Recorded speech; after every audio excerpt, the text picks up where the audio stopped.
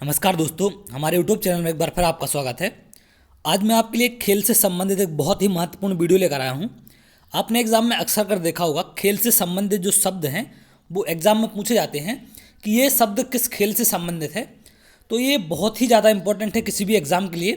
तो आज हम टॉप 30 शब्दों पर बात करेंगे जो बहुत ही ज़्यादा इंपॉर्टेंट है, जो अक्सर कर एग्जाम में देखने मिलते हैं। तो चलिए स्टार्ट करते हैं। सबसे पहला है आयरन शब्द किस खेल से संबंधित है। तो आयरन शब्द आपका गोल्फ से संबंधित है। आपने गोल्फ में देखा होगा कि जिस स्टिक से, ये एक स्टिक है जिससे वो क्या करते हैं, बॉल को होल में डालते हैं। क्या होती है, स्टिक होती है जिससे बॉल को होल में डालते हैं। एक लंबी सी आपने स्टिक देखी होगी इस तरीके से, जिससे वो क्या करते हैं, बॉल को होल में डालते हैं। उसको बोलते हैं हम आयरन। क्लियर है। अगला है क्ले कोर्ट तथा हार्ड कोर्ट शब्द किस खेल से संबंधित है। तो लॉन टेनिस होता है जो, वो इन कोर्टों पर खेला जाता है, क्ले कोर्ट या हार्ड कोर्ट पर। तो ये संबंधित है आपका लॉन टेनिस से। अगला है बिशप शब्द किस खेल से संबंधित है। ये मोस्ट इंपॉर्टेंट क्वेश्चन है, ये बहुत बार पूछा गया है एग्जाम में।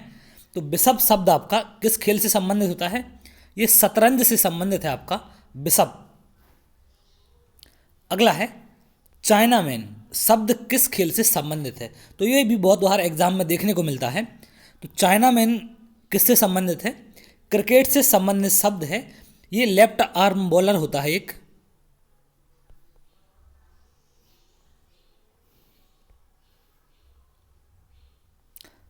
लेफ्ट आर्म बॉलर होता है जो, वो गेंद को स्पिन कराता है उंगलियों की जगह कलाई से। याद रखना, चाइनामैन का मतलब क्या होता है। क्रिकेट में लेफ्ट आर्म बॉलर होता है जो, वो गेंद को उंगलियों की जगह है कलाई से स्पिन कराता है, तो उसको बोलते हैं चाइनामैन। और लेफ्ट आर्म होता है, राइट वाला नहीं होता, लेफ्ट आर्म बॉलर को बोलते हैं। अगला है ड्यूस शब्द किस खेल से संबंधित है। तो ड्यूस शब्द का संबंध आपका किस खेल से है। ये लॉन टेनिस से संबंधित शब्द है, मोस्ट इंपॉर्टेंट है ये। अगला है मैलेट शब्द किस खेल से संबंधित है। तो मैलेट शब्द ये बहुत बार एग्जाम में पूछा जाता है, ये किस खेल से संबंधित है। तो मैलेट शब्द है आपका पोलो से संबंधित। याद रखना किससे है, पोलो से संबंधित है। उनमें एक ब्रिज गेम दिख रहा है आपको, ये ताश का गेम होता है, ताश के पत्तों का। याद रखना, ये ताश के पत्तों का गेम होता है जिसको अक्सर कर अमीर लोग खेलते हैं। अगला है लिटिल स्लैम और ग्रैंड स्लैम शब्द का संबंध किस खेल से है। तो इन दोनों का संबंध किससे है, ब्रिज से होता है। मोस्ट इंपॉर्टेंट है लिटिल स्लैम और ग्रैंड स्लैम। ब्रिज क्या है, ताश के पत्तों का गेम है, तो इसको याद रखना। अगला है गैम्बिट शब्द किस खेल से संबंधित है आपका। तो गैम्बिट शब्द जो होता है वो शतरंज से संबंधित होता है।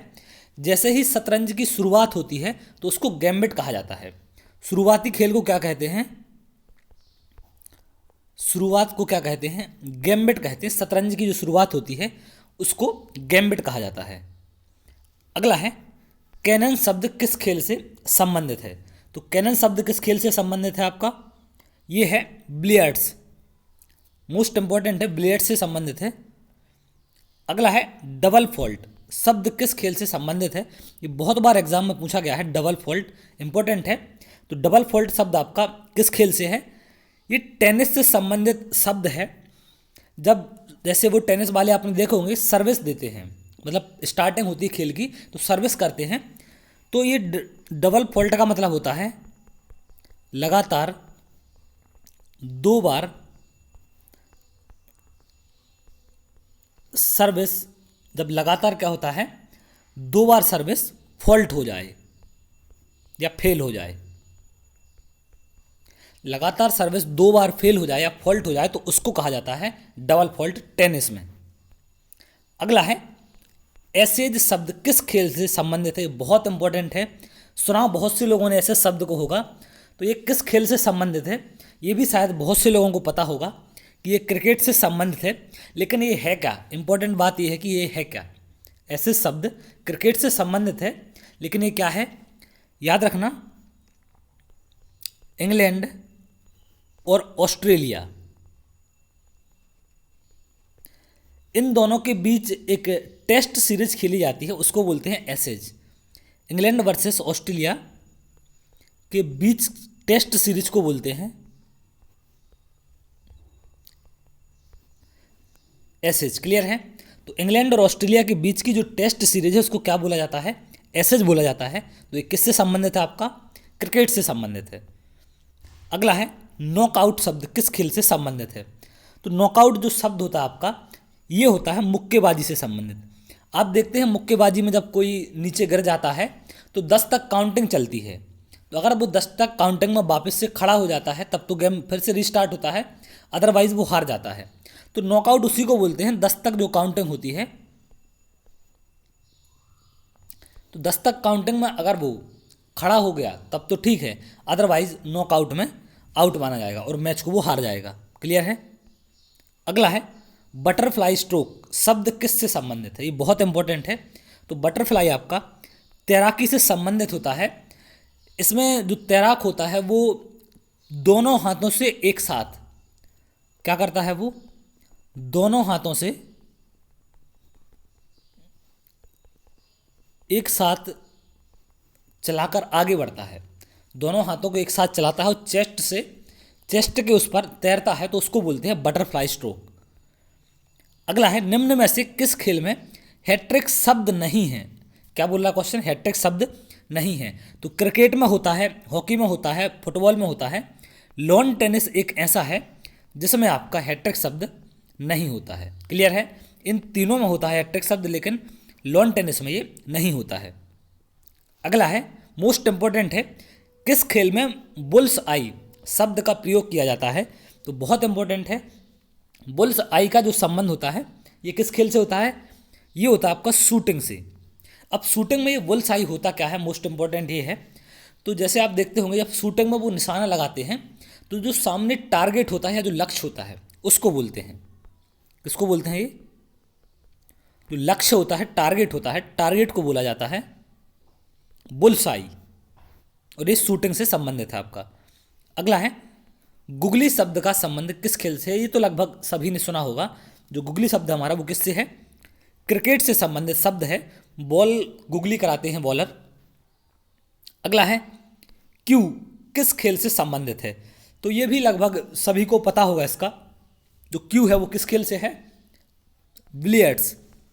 बिलियर्ड्स से संबंधित होता है क्यू आपका। जो लंबी स्टिक होती है जिसको हम बॉल के थ्रू पॉट में डालते हैं, जिसकी सहायता से, ये क्या होती है? एक लंबी स्टिक होती है जिसकी सहायता से हम बॉल को पॉट में डालते हैं।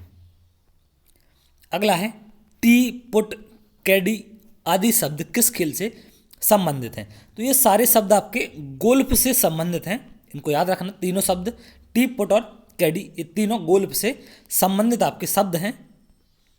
अगला है ब्रेस्ट स्ट्रोक। ब्रेस्ट स्ट्रोक शब्द किस खेल से संबंधित है? तो ये आपका जो शब्द है तैराकी से संबंधित है। जब वो चेस्ट के द्वारा दो आगे बढ़ते हैं या चेस्ट के द्वारा तैरते हैं तो उसको बोला जाता है ब्रेस्ट स्ट्रोक। अगला है मोस्ट इंपॉर्टेंट, जिगर किस खेल से संबंधित है? तो ये बहुत बार एग्जाम में पूछा गया है आपका कि जो जिगर होता है वो किस खेल से संबंधित है? ये होता है आपका गोल्फ से संबंधित वर्ड है और मोस्ट इंपॉर्टेंट है, इसको याद रखेंगे। अगला है चोकर किस खेल से संबंधित शब्द है? तो चोकर आपका किस खेल से होता है? पोलो से संबंधित एक शब्द होता है जिसको हम बोलते हैं चोकर। अगला है थर्ड आई खेल शब्दावली संबंधित है। तो थर्ड आई आपका किससे संबंधित होता है? ये बहुत बार एग्जाम में पूछा गया है। तो क्रिकेट से संबंधित होता है, जिसको हम थर्ड एम्पायर बोलते हैं या थर्ड आई बोलते हैं उसको। तो ये क्रिकेट से संबंधित है। अगला है स्लिप पॉइंट। ये भी लगभग सभी ने सुना होगा। क्रिकेट से संबंधित एक शब्द है स्लिप पॉइंट। एक जगह होती है ग्राउंड में जहाँ पर फील्ड को लगाते हैं, यहाँ पर फील्डर खड़ा होता है। अगला है एस, ये मोस्ट इंपॉर्टेंट है। एस शब्द किस खेल से संबंधित है? तो एस शब्द का संबंध आपका लॉन टेनिस से होता है। ये बहुत बार एग्जाम में पूछा गया है। अगला है मोस्ट इंपॉर्टेंट, रबर शब्द किस खेल से संबंधित है? ये बहुत कम लोगों को पता होगा। अगर पता होगा तो इसका रीजन शायद पता ना हो। तो रबर शब्द क्रिकेट से संबंधित है। याद रखना, रबर शब्द किससे है? क्रिकेट से संबंधित है। अभी रबर क्रिकेट में होता क्या है, मोस्ट इंपोर्टेंट बात यह है। तो जो रबर है, याद रखना, ये Bharat versus West Indies, Bharat और वेस्ट इंडीज के बीच जो मुकाबले होते हैं उनको रबर कहा जाता है।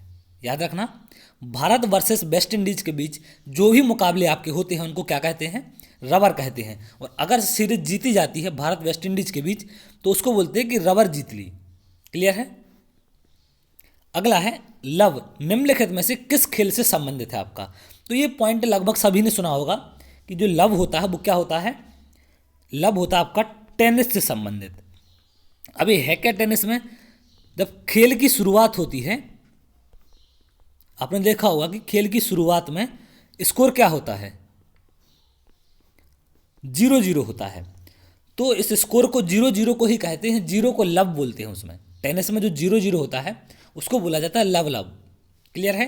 तो 0 स्कोर होता है जब दोनों का स्टार्टिंग होती है तो उसको बोलते हैं लव।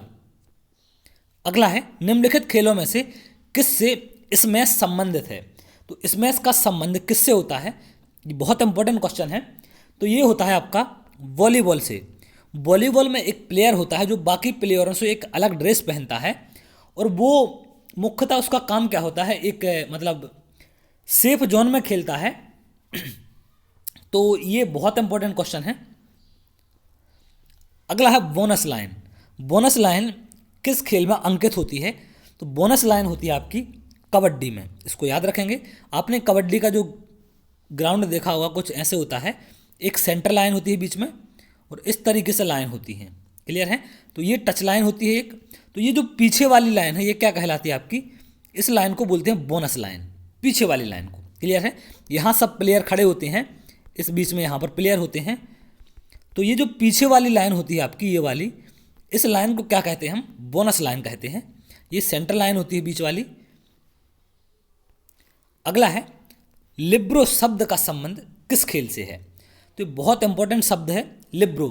तो लिब्रो क्या कहलाता है? एक ये लिब्रो जो शब्द है आपका, ये किससे है? वॉलीबॉल से संबंधित है। इसमें जो ये प्लेयर होता है, एक प्लेयर को बोलते हैं लिब्रो। इसका काम होता है कि ये एक रक्षात्मक तरीके से बॉल को खेले और उस पर ये हमला नहीं कर सकता। जो लिब्रो होता है वो क्या नहीं कर सकता? बॉल पर अटैक नहीं कर सकता है, रक्षात्मक कौशल से खेलता है, तो उसको बोलते हैं लिब्रो। अगला है मोस्ट इंपॉर्टेंट है बुली, किस खेल से संबंधित है? बहुत बार क्वेश्चन पूछा गया है एग्जाम में। तो जो बुली होता है वो किससे संबंधित होता है? हॉकी से संबंधित आपका शब्द है बुली। जब खेल आपने देखा होगा फाउल हो जाता है या कुछ ऐसी चीज़ हो जाती है तो खेल रुक जाता है, तो खेल को पुनः प्रारंभ करने को बोलते हैं बुली। क्या बोलते हैं इसको? खेल को पुनः प्रारंभ करना क्या कहलाता है? बुली कहलाता है। क्लियर है? तो इस पॉइंट को याद रखेंगे आप। तो ये थे आज के टॉप 30 क्वेश्चन जो बहुत ही ज़्यादा इंपॉर्टेंट हैं और लगभग वो क्वेश्चन है ये जो हर बार एग्जाम में आपको देखने को मिलते हैं। तो जैसे आपकी 1 महीने या 1.5 महीने शिफ्ट चलती है तो इनमें से कम 15 से 20 क्वेश्चन आपके ज़रूर पूछे जाते हैं किसी ना किसी शिफ्ट में। तो चलिए आज के लिए इतना ही। अगर आपको वीडियो अच्छा लगा हो तो वीडियो को लाइक कर लें और चैनल को सब्सक्राइब कर लें। बहुत बहुत धन्यवाद।